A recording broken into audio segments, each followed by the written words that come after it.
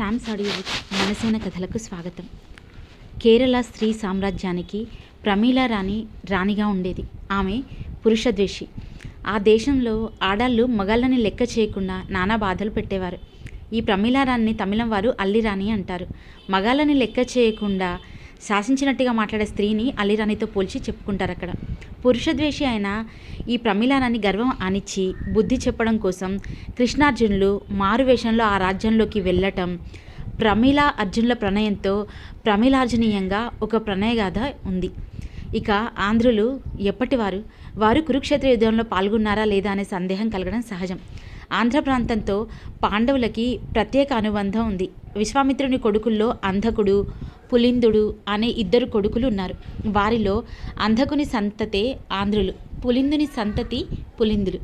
ఆంధ్రులు పులింద జాతి వారితో కలిసి అక్షు నది తీరంలో నివసించినట్టుగా తైత్తరీయ బ్రాహ్మణం చెప్తుంది. అక్షు నది ఇప్పుడు ఏ పేరుతో ఉందో తెలీదు. ఆంధ్రజాతి, పులింద జాతి కూడా అభివృద్ధి చెంది రాజ్యాలు నిర్మించుకున్నారు. తర్వాత పరిణామాల్లో జరిగిన యుద్ధాల్లో ఓడిపోయిన పులింద జాతి వారు ఆంధ్రజాతితో మమేకమైపోయారు. ఆంధ్ర సేనలు మహాభారత కురుక్షేత్ర సంగ్రామంలో పాల్గొన్న మాట అక్షరాల నిజం. ఇక పాండవులకి ఆంధ్ర ప్రాంతంతో గల అనుబంధం ఏమిటి? లక్క గృహ దహనం నుండి ప్రాణాలతో తప్పించుకుని బయటపడ్డ తర్వాత అక్కడ ఉంటే కౌరవుల నుంచి తమకు ప్రాణహాని తప్పదని భావించింది కుంతీదేవి.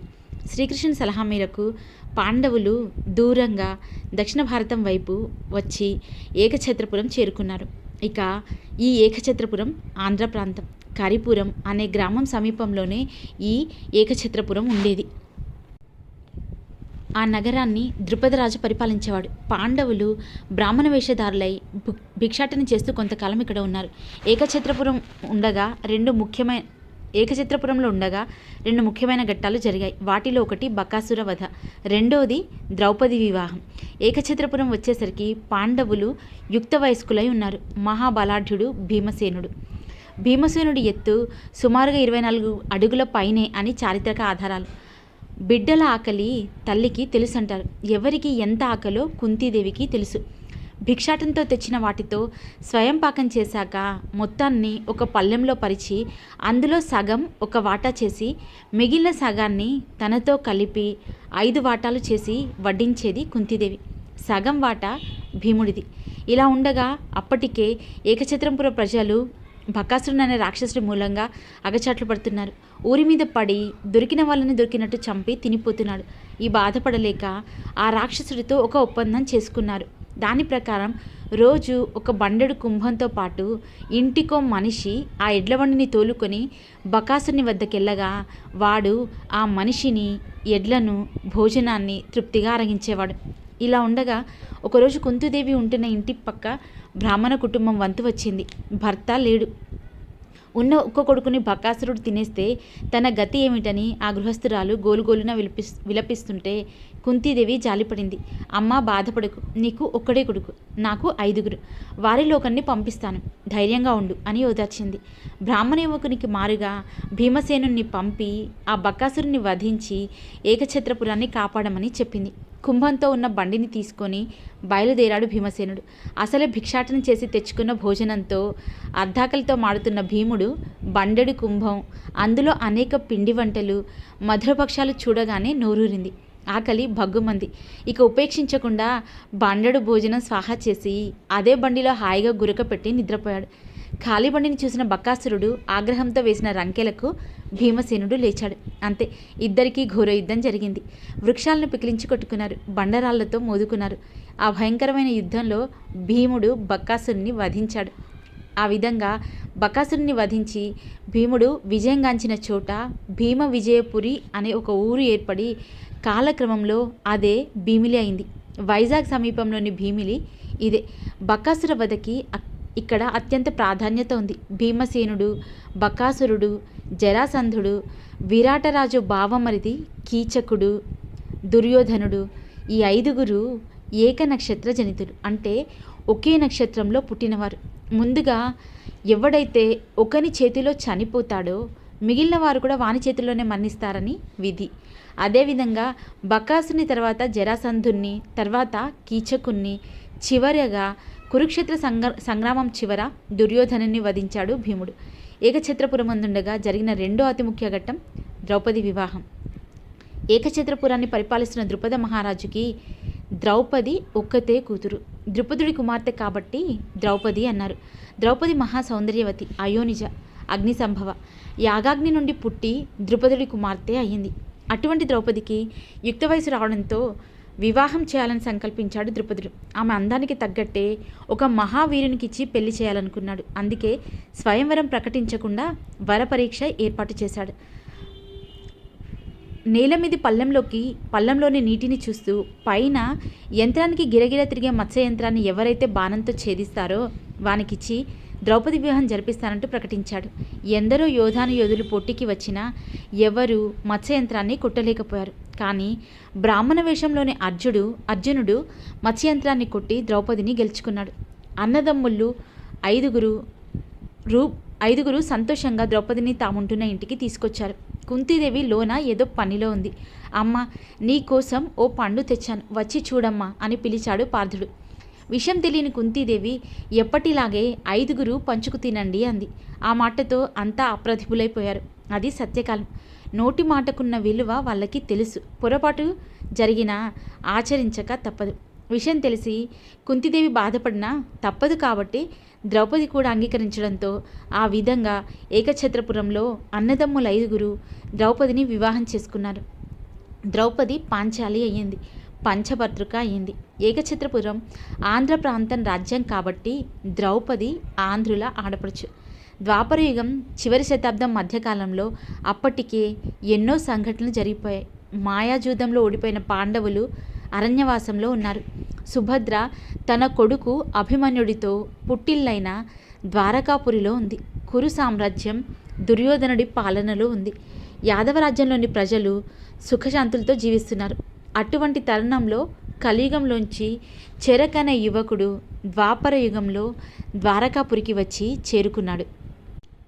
అదే విచిత్రం, విధిలిఖితం, గత జన్మల బంధం. అతడికంతా గందరగోళంగా ఉంది. అది చాలదన్నట్టు బావ అంటూ యువకుడు మధ్యలో తయారయ్యాడు. అతడి నుంచి తప్పించుకోవడం కోసం ద్వారకాపురికి వెళ్లే సముద్ర బాటను వదిలి తీరం వెంట ఓడరేవు వైపు కదిలాడు. దారి పొడవునా చేతి వృత్తుల్లో నిమగ్నమై ఉన్న అనేక మంది స్థానిక ప్రజల్ని చెరక్ చూస్తున్నాడు. ఎవరిని చూడు 10 అడుగుల పైమాటే కానీ తగ్గరనిపిస్తుంది. అంతకన్నా పొడవున్న వారు కూడా అక్కడక్కడ కనపడుతున్నారు. తనలా 6 అడుగుల పురుషులు ఎక్కడా లేరు. ఇక స్త్రీల సరాసరి ఎత్తు 6 అడుగుల పైనే ఉన్నారు. ప్రతి ఒక్కరూ ఎంతో ఆరోగ్యంగా, బలంగా, దృఢంగా ఉన్నారు. సుందరాంగులు సుఖ సంతోషాలతో ఉన్నారు. స్త్రీ, బాల, వృద్ధులతో సహా ఎవరిని చూడు ఏదో పనిలో ఉన్నవారే కానీ తిని కూర్చొని ఇచ్చకాలతో కాలక్షేపం చేసే సోమవారుల జాడే లేదు.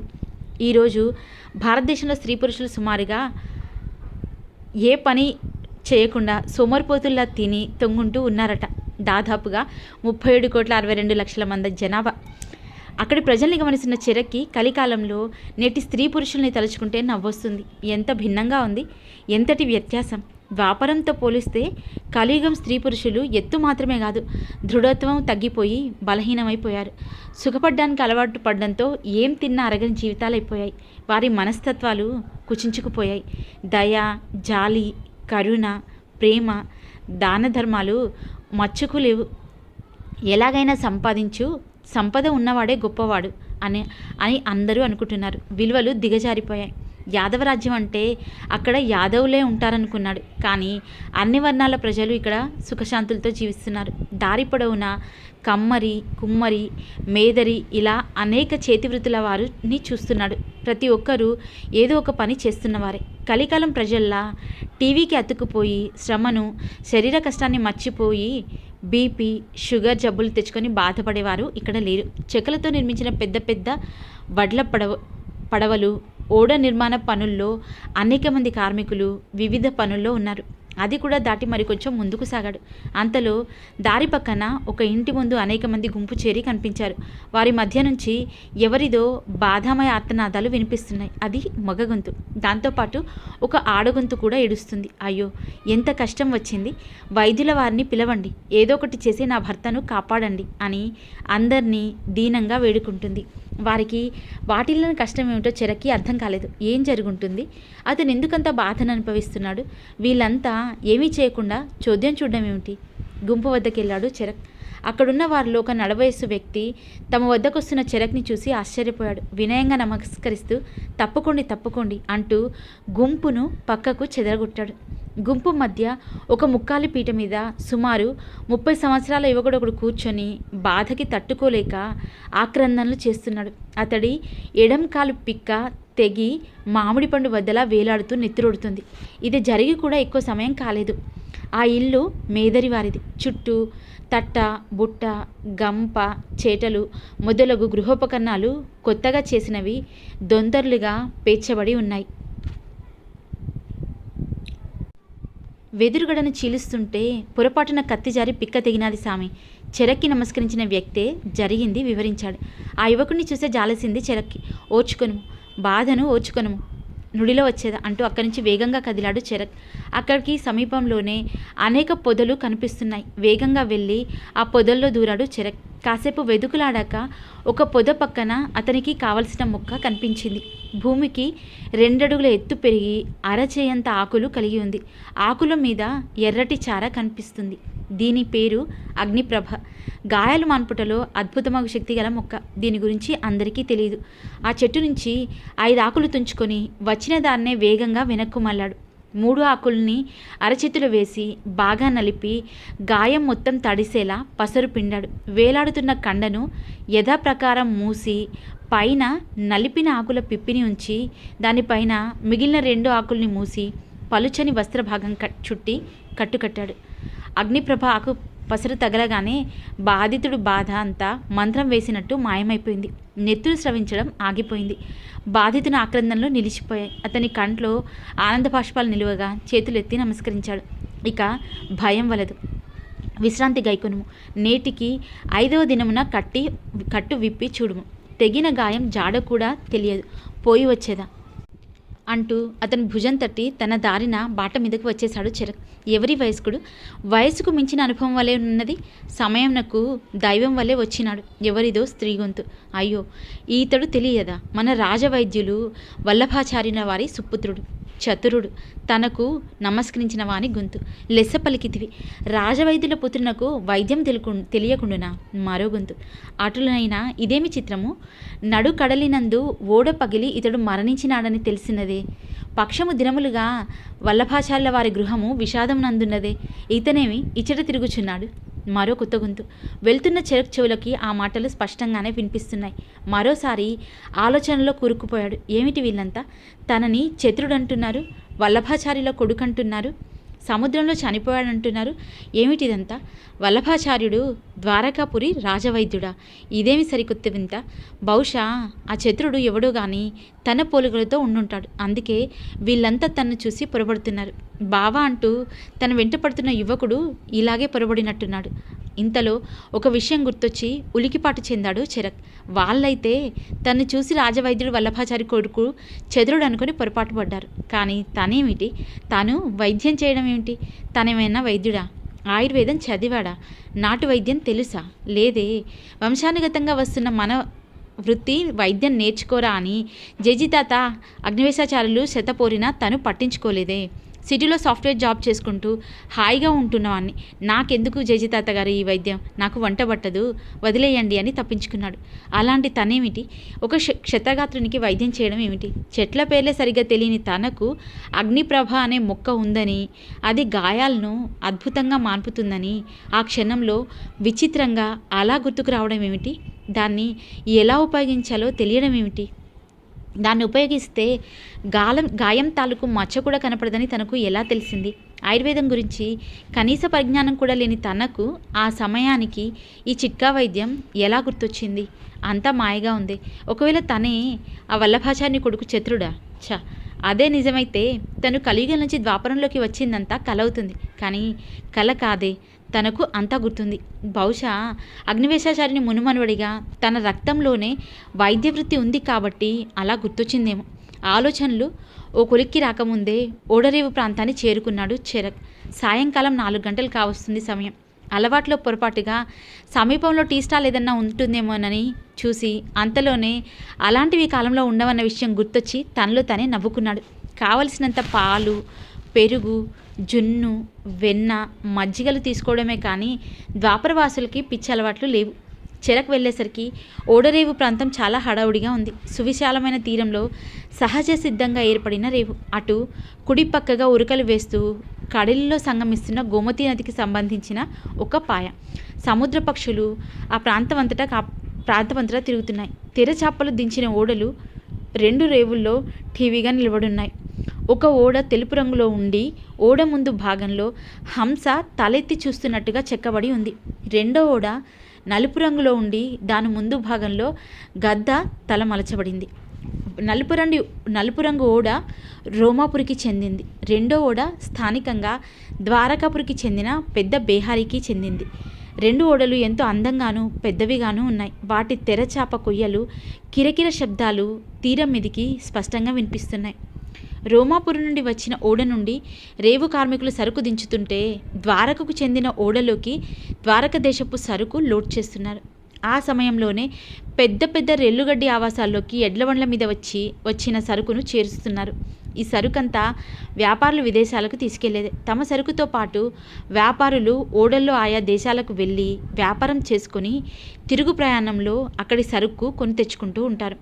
ఎక్కడ ఏ వస్తువులకు డిమాండ్ ఉందో తెలుసుకొని ఆయా వస్తువులతో వ్యాపారం చేస్తుంటారు. ఆ కాలంలో విదేశాలతో వ్యాపారం అంటే చాలా శ్రమతో కూడుకున్న పని. ఇల్లు వదిలాక ఎప్పటికి తిరిగి వస్తారో తెలియదు. దారిలో ప్రమాదవశాత్తు ప్రాణం పోయినా ఆ విషయం చాలా కాలం వరకు ఇంటికి తెలిసేది కాదు. అయినప్పటికీ కూడా అనేక శ్రమలకు ఓర్చుకొని విదేశీ వర్తకం చేసిన ఆనాటి బిడారులు, వర్తకులు, సముద్ర మార్గాల్లో తిరిగే బేహారులే భారతదేశ ఔన్నత్యాన్ని విదేశాలకు చాటారు. అక్కడి సరంగులు, కళాశీలతోనూ స్థానికులతోనూ మాట్లాడాడు చెరక్. వచ్చిన ఒక్క రోజులోనే అక్కడి భాష తెలిసిపోయింది చెరక్కి. చక్కగా సంభాషించగలుగుతున్నాడు, అర్థం చేసుకోగలుగుతున్నాడు. మాట్లాడే కొద్దీ దేవనాగరి భాషతో తనకెంతో పరిచయం ఉన్నట్టే తోచసాగింది. వారిలాగే మాట్లాడగలుగుతున్నాడు. అక్కడి వర్తకుల మాటల్ని బట్టి ఎక్కువ వ్యాపారం చైనాతో జరిగేది. ఆ కాలంలో చైనాను చీనా దేశం అనేవారు. చీనాంబరం అనే మాట మనకు పరిచితమే. చీనీ అంటే చక్కెర, చీనాంబరం అంటే చైనా వస్త్రం, పట్టు వస్త్రం. పట్టుగూళ్ళ నుండి పట్టుదరం తీసి పట్టు వస్త్రాలు తయారు చేయడం కనిపెట్టింది చైనీయులే. ప్రాచీన కాలం నుండి చక్కెర, పట్టు వస్త్రాలు, పింగాణీ పాత్రలు దిగుమతి అయ్యేవి. ఇక్కడి నుండి నూలు వస్త్రాలు, సుగంధ ద్రవ్యాలు, నార వస్తువులు, చెక్క కళాకృతులు, రాతి శిల్పాలు, సుగంధ పరిమళాలు, అందమైన పిల్లల ఆట బొమ్మలు చైనాకు వెళ్ళేవి. ఆ తర్వాత రోమ్ అండ్ శ్రీలంక, సింహళ దేశం, వీటితో వ్యాపారం జరిగేది. యవన దేశ రాజధాని యోధపురి ఏథెన్స్ నగరం. గ్రీస్, ఈ గ్రీస్ని యవన దేశమని, గ్రీకులని యవనులని పిలిచేవారు. ఇంకా నీలనది పరివాహక ప్రాంత దేశాలు, నైలు నది, ఈజిప్ట్, ఉత్తరాఫ్రికా ప్రాంత దేశాల వరకే వ్యాపారులు పరిమితమయ్యేవారు. దక్షిణాఫ్రికా తీరం వెంట నరమాంస భక్షకుల బెడద ఉన్నందున అటు వెళ్ళేవారు కాదు. ఇంకా తూర్పు ఆసియా దేశాలైన మలయా దేశం అంటే మలేషియా, దాని పరిసర దేశాలతోనూ భూమార్గంగా వ్యాపారం సాగినట్టే సముద్ర మార్గంగాను వ్యాపారులు ఆయా దేశాలకు వెళ్ళి వస్తున్నారు. అక్కడి వ్యాపారులు ఇక్కడికి వచ్చేవారు. భారత ఖండాన్ని చుట్టి ద్వారకాపురిలాగే అనేక రేవు పట్టణాలున్నాయి. ఆంధ్ర తీర ప్రాంతంలో ఘంటసాల, దీన్ని విదేశీయులు కంటకొస్స అనేవారు. కోరంగి, కళింగపట్నం ఆ కాలం ప్రసిద్ధ ఓడరేవులు. ఆలోచిస్తూనే ఓడరేవు ప్రాంతమంతా తిరిగి చూశాడు చెరక్. ఓడ సరంగులను అడిగి వారి అనుమతితో ఓడల్లోకి వెళ్ళి నాటి ఓడల నిర్మాణం, వాటి తీరుతెన్నులు పరిశీలించాడు. కలయుగం నేడున్న అధునాతన భారీ యంత్రాలతో పోలిస్తే ఇవి చాలా చిన్నవే, కానీ వీటి నిర్మాణంలో ఎంతో నిర్మాణ కౌశలం ఉంది. గాలివాటు లేక తెరచాపలు పనిచేయనప్పుడు దిగువ గుండ్రని కంతల వెనుక అటు కొందరు ఇటు కొందరు బలాఢ్యులు కూర్చొని తెడ్లు వేస్తూ ఓడ ముందుకు ప్రయాణించడానికి ఆటంకం లేని ఏర్పాట్లు ఉన్నాయి. చెరక్ ఇవన్నీ తిరిగి చూస్తుండగానే సూర్యుడు పశ్చిమ సముద్ర జలాల్లోకి అదృశ్యం కానారంభించాడు. రాత్రి అవుతుంది. తనిప్పుడు ద్వారకాపురికి బయలుదేరితే అక్కడికి చేరుకునేసరికి రాత్రి మొదటి జాము దాటిపోతుంది. నగర వాకిళ్ళు మూసేస్తారు. కాబట్టి ఈ రాత్రికి ఇక్కడే గడిపి ఉదయం బయలుదేరడం మంచిది అనిపించింది. ఇతర ప్రాంతాల నుంచి, విదేశాల నుంచి వచ్చే వర్తకులు, ప్రయాణికుల సౌకర్యార్థం రేవు ప్రాంతంలో అనేక సత్రాలున్నాయి. భోజనం ఉచితంగా పెడతారు. ఉండేందుకు రుసుము కూడా లేదు. అది భోజనాన్ని విక్రయించే కాలం కాదు, అన్నదానం మహాదానంగా భావించే కాలం. గృహస్థులు కూడా అతిథి అభ్యాగతులకు భోజనం పెట్టాకే తాము భోంచేసే నిష్ఠాగరిష్ఠులు. ఓడరేవు మీద పన్ను ద్వారా వచ్చే ఆదాయంలో కొంత ఈ సత్రాల నిర్వహణకు కేటాయించబడుతుంది. రాత్రి అవగానే ఒక్క సత్రంలో భోంచేసి అక్కడే ఉప్పరిగే మిద్దె మీదకి చేరుకున్నాడు చెరక్. సత్రం వాళ్ళిచ్చిన చాప దిండు పరుచుకొని కూర్చున్నాడు. చుట్టూ పండు వెన్నెల. అక్కడ కూర్చొని చూస్తుంటే ఓడరేవు పరిసరాలు, ఓడలు, రేవులోని ఎత్తైన దీపస్తంభం, దూరంగా ద్వారకా నగరం దీపకాంతులు స్పష్టంగా కనిపిస్తున్నాయి. చంద్రకాంతి పడి ద్వారకాపురి సౌధాల మీది మణిమయ బంగారు కాంతులు సముద్ర జలాల్లో ప్రతిఫలిస్తున్నాయి. ఆ కాంతులు నిజంగానే సాగర జలాల్లో మరో చంద్రోదయం అవుతుందా అనే భ్రాంతిని కలిగిస్తున్నాయి. భారత భాగవతాల్లోని వర్ణనలకు ఇవన్నీ అతికినట్టు సరిపోతున్నాయి కదా. ఆహా, ఏమి ద్వారకందం, ఏమి ఈ సుందర మనోహర దృశ్యం. పరవశంతో పరిసరాలను మరిచి చూస్తున్న చెరక్ పక్కన తన చాపా దిండు వేసుకుని కూర్చున్నాడు నడివయస్కుడు. అతని పేరు పీతాంబరుడు. అవంతిపుర బేహారి. వ్యాపార నిమిత్తం రోమాపురి వరకు వెళ్తున్నాడు. అతని సేవకులిద్దరూ అప్పటికే నిద్రపోయారు. సాయంత్రం చెరక్తో అనేక విషయాలు చెప్పి సందేహాలు తీర్చింది ఈ పీతాంబరుడే. ఏమి నాయన, నిద్రపోకుంటివి? ఇంటి వద్ద బంధుజనులు గుర్తుకొస్తున్నారా? అడిగాడు పీతాంబరుడు. కానీ తన భార్య సుశ్రుత, తన నాయనమ్మ దేవమ్మ, జేజి తాతయ్య, అగ్నివేశాచార్యులు అంతా గుర్తొస్తున్న మాట నిజమే. కానీ ఈ ద్వారక అందాలు ఆ బాధను మైమర్పింపజేస్తున్నాయి. నీ పేరేమంటివి? అడిగాడు పీతాంబరుడు. చెరక్ అనగానేమి? ఆ చెరక మహర్షుల వారి నామధేయమా? అవును. మీకు చెరక మహర్షుల వారు తెలియదు నాయన. కానీ వింటిని. వారు పాండవ మధ్యముడు అర్జునుల వారి సహాధ్యాయి కదా. శ్రీకృష్ణ వారి సందర్శనార్థము ద్వారకకి వచ్చిపోవుదురని ఆలకించి తిని. ఆ మాటలు వినగానే చెరక్ మనసు కొన్ని క్షణాల పాటు ఆనందంతో ఉక్కిరి బిక్కిరయ్యింది. చెరక మహర్షుల వారు ఈ కాలం వారేనా? వారు పార్థుని సహాధ్యాయ, ద్వారకకు వచ్చిపోవుదురా? ఆయుర్వేద పితామహులన్న దగ్గ వారిలో ఒకరైన ఆ చెరక మహర్షుల దర్శన భాగ్యం కలిగినచో అంతకన్నా అదృష్టం ఉండునా? ఏ సిద్ధ్యో ఏంటి బాబు దీర్ఘాలోచనలు ఏంటివి? ఏమది? పీతాంబరుల వారి పలకరింపుతో ఆలోచన నుంచి బయటికి వచ్చాడు చెరక్. చెరకుల వారు ద్వారకి వచ్చిపోవుట నిక్కమా? అడిగాడు చెరక్. నిక్కముగానే వచ్చిపోవుదురని వింటిని. ఏమి? వారి దర్శన భాగ్యం కలుగునాయని చిన్న ఆశ. నీ ఆశ ఫలించవలనని ఆశించేదా? నాదో సందేహము. వచింపుము నాయన. ఏమది? శ్రీకృష్ణ వారిని దర్శించితిరా? ఆహా, వారు లీలామానుష రూపుడని, సాక్షాత్తు శ్రీవారి 8వ అవతారమని అనుకొనుచున్నారు జనులు. మీరు నమ్ముచుంటిరా? యాదవులు నమ్ముచున్నారు. యాదవరాజ్య ప్రజలు నమ్ముచున్నారు. వారు ప్రత్యక్షంగా వేణుమాధవుని లీలలు వీక్షించిన వారు కావున నమ్ముచున్నారు. బయట రాజ్యాల వారిలో నమ్ముచున్నవారు నమ్మువారుచున్నారు, నమ్మని వారుచున్నారు.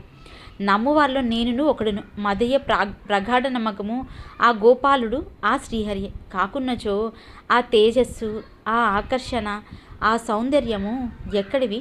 ఇక నమ్మరి వాళ్ళందువా అంత దేనికి? ఆ మధుసూదనుల వారి బంధువర్గంలోని వారే చాలామంది నమ్మడం లేదు. మేనల్లుడు శిశుపాలుడు నమ్మక చెడి వారి చక్రాయుధానికి బలైనాడు కదా. కృష్ణప్రభువు ఆ శ్రీహరియే, సందేహమే లేదు. వారి యాదవరాజ్యం సదా సుభిక్షం. నా ప్రజలంతా నీతివర్తనులై ఉండవలే, ధర్మాన్ని పాటించవలే.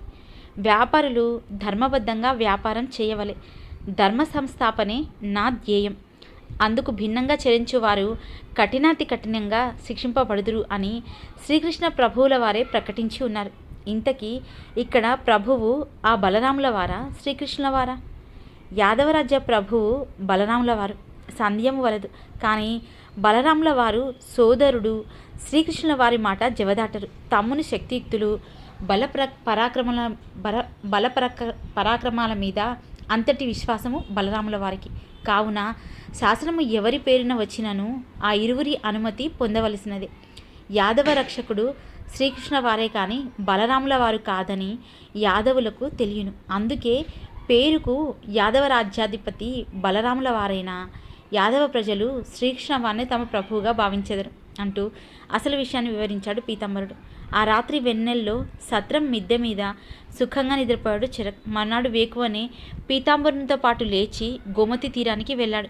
కాలకృత్యాలు తీర్చుకొని పవిత్రమగు గోమతి నది తోయములయందు స్నానమాచరించి సంధ్య వార్చుకున్నారు. చెరక్ వద్ద మార్చుకున్నటకు మారు దుస్తులు లేవని గ్రహించి పీతాంబరుడు తన దుస్తుల్లో ఒక జత కొత్త నూలు పంచే అంగి చెరక్కి ఇచ్చాడు. విడిచిన దుస్తులు గాలికి ఆరే వరకు ఉండి వాటిని ఒక సంచిలో వేసుకుని భుజాన తగిలించుకొని తిరిగి సత్రానికి చేరుకున్నారు ఇద్దరు. సత్రంలో గడ్డ పెరుగుతో ఇచ్చిన చద్ది తిని బయలుదేరాడు చెరక్. పీతాంబరుడు వెళ్లాల్సిన రోమాపురి ఓడ రేపు ఉదయం కానీ బయలుదేరదు. కాబట్టి అంతవరకు పీతాంబరుడు రేవు వద్ద ఉండక తప్పదు. అతనికి కృతజ్ఞతలు తెలుపుకొని వచ్చిన దారిని చెరక్ బయలుదేరేసరికి బాలుడు పొద్దెక్కి ఉదయం మంచు తెరలు కరిగిపోనారంభించసాగాయి. గోమతి నది 7 పాయలుగా చీలి అరేబియా సముద్రంలో కలుస్తున్న ప్రాంతంలో పక్కపక్కన అమరి ఉన్న 7 దీవుల సముదాయం ద్వారకా అని ప్రొఫెసర్ షికారిపూర్ రంగనాథరావు గారు తన పరిశోధన గ్రంథంలో పేర్కొన్నారు. ఓడరేవు ప్రాంతం నుండి వచ్చిన దారిని చెరక్ సముద్ర నారాయణ ఆలయానికి చేరుకొని అదృష్టవశాత్తు అక్కడ తన కోసం నిన్నటి యువకుడు కానీ అతని మిత్రుల జాడ కానీ లేదు. తేలిక ఊపిరి తీసుకొని ఆలయంలోకి వెళ్ళి సముద్ర నారాయణ దర్శించుకొని ఒడ్డుకు మైలు దూరంలో సముద్రం మధ్య ఉన్న ద్వారక వైపు సాగిపోసాగాడు. ద్వారకను చుట్టి సమున్నతంగా మొదటి ప్రాకారం కనిపిస్తుంది. ప్రాకార వాకిలి ద్వారాలు బార్లా తెరిచే ఉన్నాయి. రాత్రి 2వ జాములో మూసిన ఆ తలుపుల్ని తెలవారుతుండగా కావలి భటులు తెరుస్తున్నారు. అచ్చట ఇప్పుడు కావలి భటులు ఉన్నారు. ఈటలు కృపాణదారులై ఉన్నారు. కానీ ఎవరునూ శోధించుటలేదు. పౌరులు, సందర్శకులు, వాహనాలు నిరాటంకంగా రాకపోకలు జరుగుతున్నాయి. ఏదైనా సమస్య వచ్చినప్పుడే వారు కలుగజేసుకుంటారట. అలాగే ప్రతి కక్ష్యకు వాకిలి సమీపంలో ధర్మసత్రాలు ఉన్నాయి. వాకిళ్ళు మూయబడి అక్కడే చిక్కుబడిన వారు రాత్రికి ఇబ్బంది పడకుండా ఆ ధర్మసత్రాల్లో హాయిగా ఉచిత భోజనం చేసి రాత్రికి మజిలీ చేసుకునే వెసులుబాటు ఉంది. ఆహా, ఏమి ధర్మ పరిపాలన! తొలి వాకిలి దాటి లోన ప్రవేశించిన చెరక్ తనకి కుడి పక్కన పచ్చిక బీలలో తిరుగాడుతున్న వేలాది ఆలమందల్ని చూశాడు. రెండో పక్కన కానిచూపు మేర పచ్చని పంట పొలాలు దర్శనమిచ్చాయి. ఆ పొలాల్లో ఆడుతూ పాడుతూ పనులు చేసుకుంటున్న రైతుని చూశాడు. వారి జానపద పాటలు మధురంగా వినవస్తున్నాయి. క్రమంగా 2వ ప్రాకార వాకిలిని చేరుకున్నాడు చెరక్. లోన ప్రవేశించగానే ఎటు చూసినా పండ్ల తోటలు, పచ్చని కూరగాయలు, పంటలు, పూల తోటలు కడు రమణీయంగా కనువిందు చేస్తున్నాయి. పూల సౌరభాలు మనసును ఆహ్లాదపరుస్తున్నాయి.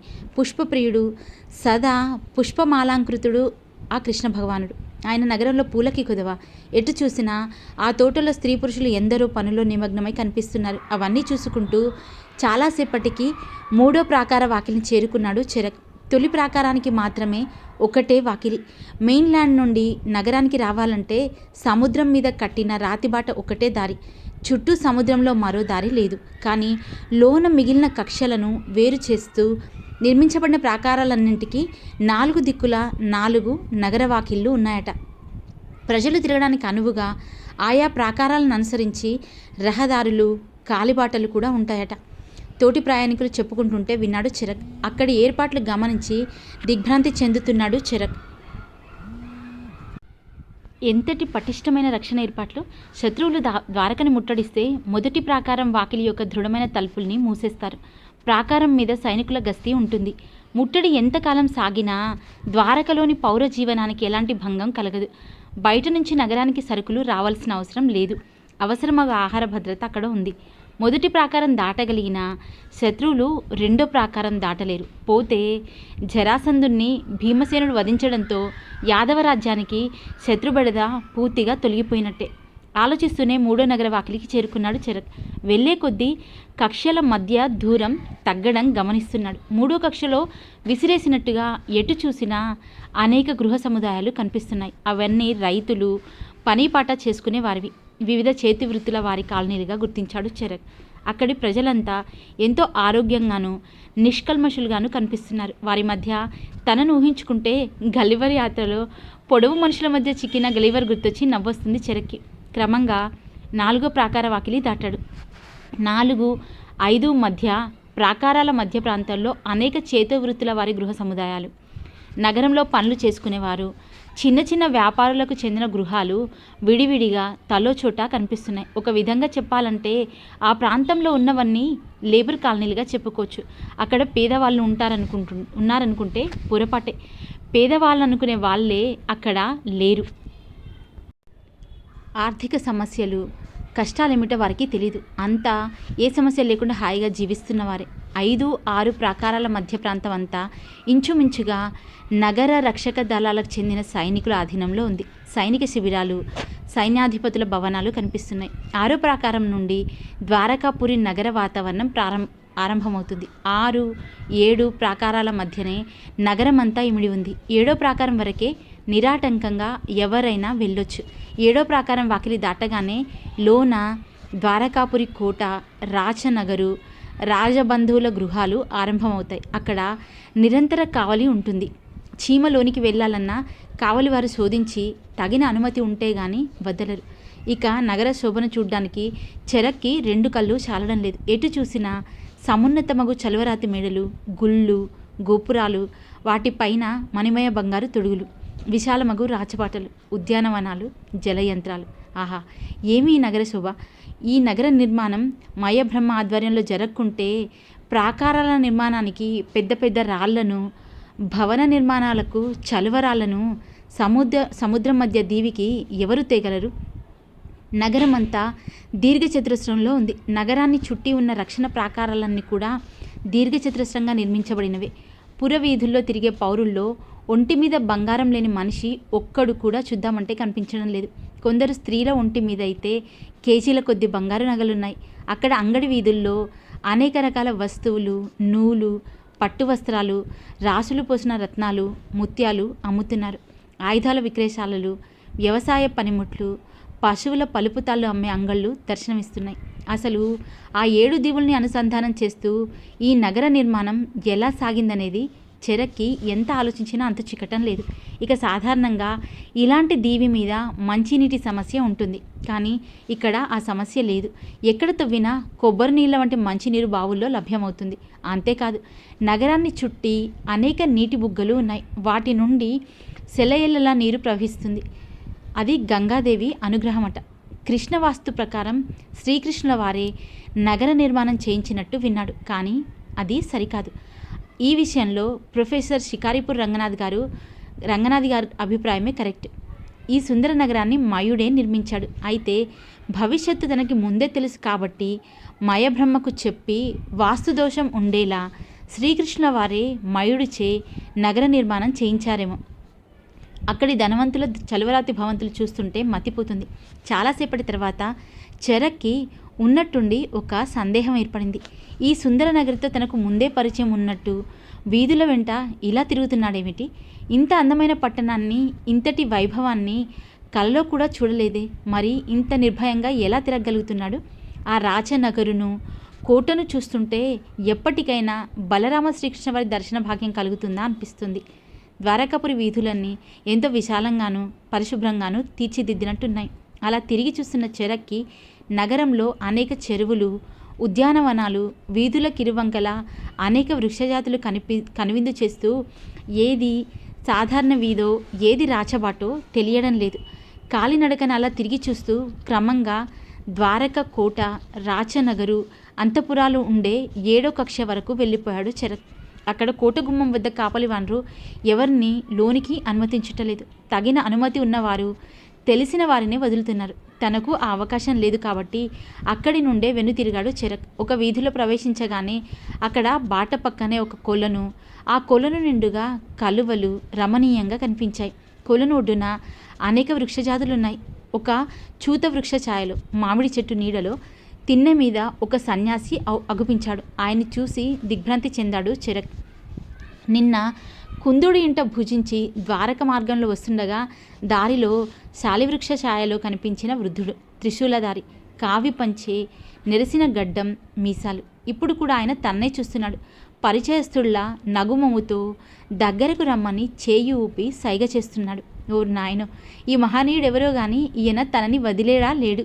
దగ్గరకు వెళ్తే ఏం తంటా వస్తుందో ఏమో. వచ్చిన కార్యం కాకుండా వేరే పని చూడను, వెళ్ళను కాక వెళ్ళను అనుకుంటూ వడివడిగా ఆయన్ని దాటి ముందుకెళ్ళిపోయాడు.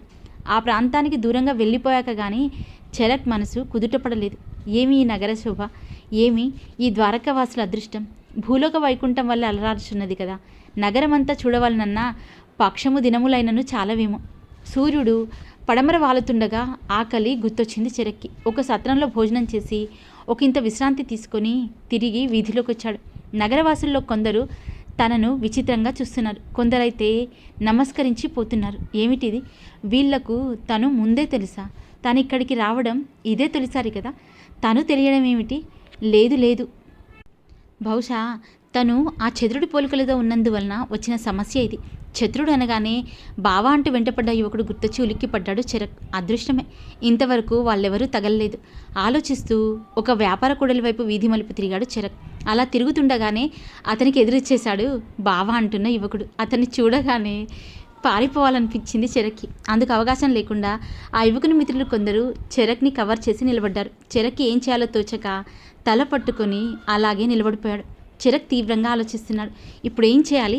తప్పిపోయిందనుకుంటే మళ్ళీ వచ్చి పడింది ప్రమాదం. ద్వారకాపురి మొత్తం ఉదయం నుంచి తన కోసం గాలిస్తూనే ఉన్నట్టున్నారు వీళ్ళు. ఇప్పుడు తప్పించుకుని ప్రయోజనం లేదు. ఏదో విధంగా నచ్చ చెప్పకపోతే తిరిగి తిరిగి తన కాళ్లకు అడ్డం పడుతూనే ఉంటారు వీళ్ళు. వీళ్ళ మూలంగా నలుగురి దృష్టిలో పడితే చాలా ప్రమాదం. ఎక్కువసేపు ఒకే చోట ఉండడం కూడా మంచిది కాదు. ఎవరో ఒకరు తన గుట్టు పసిగట్టే అవకాశం ఉంది. అసలే ఇది మహాపురుషులు, సిద్ధులు, యోగులు తిరిగే నగరి. తను కలియుగం నుండి ద్వాపరకు వచ్చినట్టు తెలిస్తే తనను వెనక్కి పంపించేయచ్చు. అప్పుడు తన జేజితాత అగ్నివేశాచార్యుల వారు పడిన శ్రమకు అర్థం లేకుండా పోతుంది. ఏమిటిది బావా? ఏలని పంతము? ఏమి జరిగినది? ఓడ ప్రమాదం నుండి బయటపడిన వాడివి ఇటులా పరదేశిలా తిరగనేటికి. దుఃఖం నుండి మన 2 కుటుంబాలు ఇంకనూ తేరుకొనలేదు. అక్క నీ కొరకు విలపించుచున్నది. గృహమునకేగుదము రమ్ము బావా, ఎంతో వినయంగా పలికాడా యువకుడు. ఓ నాయను, చంపుతున్నవరా బామ్మర్ది అని మనసులోనే విసుక్కుంటూ పైకి ముఖం నుండా చిరునవ్వు పులుముకొని ఆ యువకుడిని చూశాడు చరక్. మీసాలు కూడా సరిగ్గా మొలవని రెండు పదుల బాలకుమారుడతను. నీ నామధేయమేమి? అడిగాడు అతన్ని చరక్. ఆ ప్రశ్నకు ముఖముఖాలు చూసుకున్నారంతా. ఆ యువకుడు బాధగా చూశాడు. మదీయ నామధేయము? అదియును మరిచితివా బావా? మరిచితివా లేక కినుక వహించి మరిచినట్టులా నటించుచుంటివా? నొచ్చుకుంటూ అడిగాడు. మరుపు లేదు, మాయా లేదు. ఆపి కాస్త కటువుగా అడిగాడు చరక్. మదీయ నామధేయము ధాత, చెప్పాడతడు.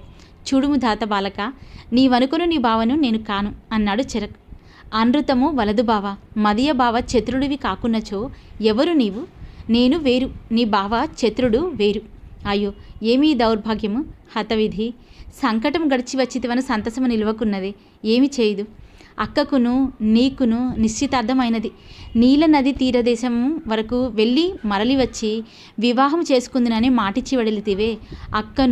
అక్క ప్రేమను మరిచితివా? నీవు పొరపడుచున్నావు బాలక. నీవు వచించినది ఏమియో నాకు తెలియదు. నీ అక్కయ్యను తెలియదు. నేను నీ బావను కాను. మదీయ నామధేయము చరక్. చరక్? అవును చరక్. నిక్కముగా చరక్నా? నిక్కముగా. పుట్టుమచ్చలతో సహా మా బావ చతుర్మాదిరిగానే ఉంటివి గదా. మనిషిని బోలిన మనుషులుందురు. నమ్మశక్యం కాకున్నదే. నీవు చతురుడవే, ఎంత మాత్రము సందేహము లేదు. జరిగిన ఓడ ప్రమాదమందు నీ తలకు బలమైన దెబ్బ తగిలి గతము మరిచినట్టున్నావు. నీ పితృదేవుడు వల్లభాచార్యుల వారు గొప్ప వైద్యులు. వారికింకను నీవు బ్రతికి వచ్చిన విషయము తెలియదు. మా గృహమునకు రాకున్నా మీ గృహమునకు ఎగుదము రమ్ము. చరక్కి ఎలా నచ్చచెప్పాలో అర్థం కాక ఒకంత విసుగ్గా చూశాడు. అప్పటికే సమీపంలోని కొందరు పౌరుల దృష్టి వీరి మీద పడింది. ఆ సమీపంలోనే 3 ద్వారకాపురి గూఢచారులు ఉండి వీరి వివాదమేదో అర్థం కాక చూస్తున్నారు. చరక్కు వెంటనే అక్కడి నుంచి పారిపోవాలని ఉంది. అయ్యో, ఎంత చెప్పినను నా పలుకులు విశ్వసింపవేల బాలక. నేను మీ చతురుడను కానయ్యా అంటూ కసురుకున్నాడు చరక్. అంతలో చిత్రంగా ఓ పెద్ద గాలితెర వీచింది. ఆ విసురుకు చెరక్ తలకు చుట్టుకున్న తుండుగుడ్డ జారిపడింది. జుత్తు కత్తిరించబడిన అతడి తలను చూసి ఆ యువకులు మొదట నివ్వెరపోయారు. వెనువెంటనే పెద్దగా నవ్వడం ఆరంభించారు. దాత కూడా పడి పడి నవ్వసాగాడు. కంగారు పడిపోతూ చెరక్ వేగంగా వంగి తుండుగుడ్డను అందుకొని తిరిగి తలకు చుట్టుకున్నాడు. ఏమిది బావా, ఇది ఏ దేశాచారము? ఇటులో జుత్తు కత్తిరించుకునుట? వస్తున్న నవ్వు ఆపుకుంటూ అడిగాడు దాత. మరి కాసేపు అక్కడే ఉంటే ప్రమాదమని చెరక్ గ్రహించాడు. మరో మాటకు అవకాశం ఇవ్వకుండా తన వెనుక ఉన్న ఇద్దరు యువకుల్ని పక్కకు తోసి అవతల కురికి కాలి కొద్ది పరుగు ఆరంభించాడు. అతన్ని వదిలే ఉద్దేశం ఆ యువకులకు లేదు. ఒకరినొకరు హెచ్చరించుకుంటూ గుర్రాలను అధిరోహించి చెరక్ వెంటపడ్డారు. సమీపంలోనే ఉన్న గూఢచారులు ముగ్గురు ఆలోచనలో పడిపోయారు. ఆ యువకుడు రాజవైద్యులు వల్లభాచార్యుల వారి తనయుడు చతురుడే కదా? ఒకడు అడుగుతున్నాడు. అవును, అతనే. అవును, కానీ ఆ జుత్తు కత్తిరించుకుని ఉండుట సందేహింపజేయుచున్నది అన్నాడు రెండోవాడు. అవును, అతను చతురుడు కాదనుకుందును. అదే రూపురేఖలు కలిగిన విదేశీ గూఢచారి కావచ్చును. సమీపముగా కరటదేశ గూఢచారులు సంచారము ద్వారకలో తెలియచున్నది. ఇరువురును ఆ యువకుని అనుసరించిపోయి నిక్కము తెలుసుకొని రండు, వేగిరం పొండు అన్నాడు మూడోవాడు. వెంటనే ఆ ఇరువురు గూఢచారులు చెరక్ని వెతుకులాడుతూ అతను పారిపోయిన మార్గాన్ని అనుసరించడం ఆరంభించారు.